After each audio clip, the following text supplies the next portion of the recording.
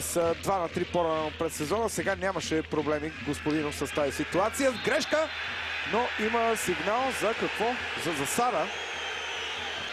Да видим и от тук повторението. Тук може би е момента, да. Това е момента, в който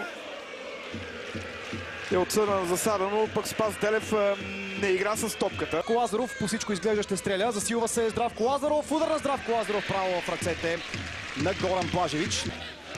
Белаид. Той греши, но пък топката стига до Гаджев, който с едно докосване търси Валери Божинов. Удар на Божинов и това е аут. Сега пък сериозни претенции. Не, никаква засада. Йордан Тодоров, човека, който първи дигна ръка, покри Валери Божинов в тази ситуация. Удара на Божинов обаче мина в страни от вратата. Тук видяхте как Асен Георгиев с лекота спечели високата топка. Сега обаче опасност пред вратата на Блажевич, който трябва да излиза на време. Прави на посоки.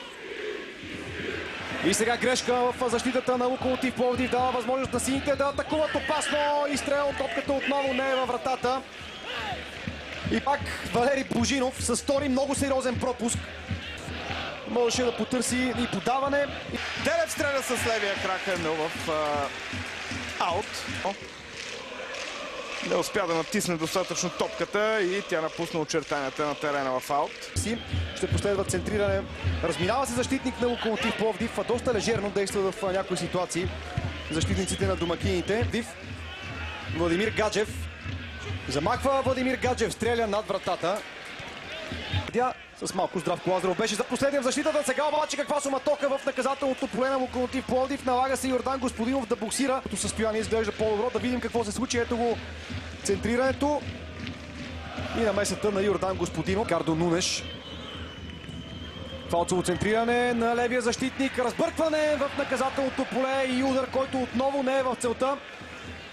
Бе пресечено подаването, веднага пазва в предни позиции за Мартин Камбуров. Камбуров между двама. Камбуров продължава да владее. Ще успее ли да стреля? Прави го удар с левия крак на Мартин Камбуров над напречната града. Ето го най-доброто положение за Локомотив Пловдив. Точно Мовш и Аймен Белаид.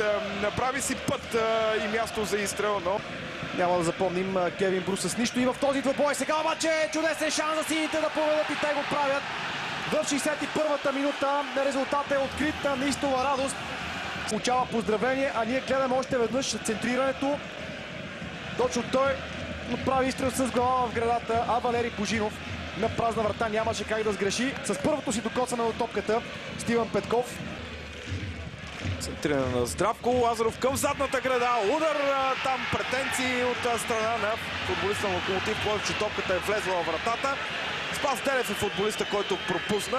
Посегна за топката Аймен Белаид, не можа да играе с нея. Още веднъж пропуска на Спас Делев. Според мен решението на рефера е коректно. Добре се измъкна. Диего може да шутира. Прави го. Право в ръцете на Горан Блажевич. 30 метра Гаджев. Двойно подаване между него и Макриев. Няма засада. Удар на Гаджев и това е 2-0 за Левски. 72-а минута на срещата. Левски, можем да кажем, нанася своя решителен удар. Гаджев успя да вкара втори гол във вратата на домакините. Ето повторението на гола. Прекрасно двойно подаване. И точен удар на Владимир Гаджев. Насочи топката с вътрешната част. Тук се получи двойно подаване. Шанс за Левски и това е 3-0. Не! Топката среща на пречната града. Може да вкара първия си гол за Левски в професионалния футбол. Много добре чукна топката Мисяк. Късмет за Локомотив Пловдив в тази ситуация. Излишно дълго топката, логично я загуби. След това се хвърля на шпагат и нищо чудно да получи жълт картон, защото това влизане определено заслужава санкция. Червен картон.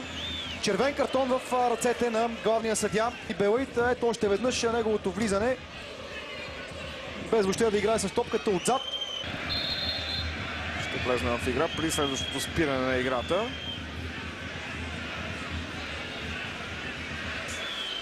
Сега един любопитен момент, защото част от осветлението на стадиона в парк Валута угасна. Вижте как пък светят чак с феновете със своите телефони. Играта е спряна.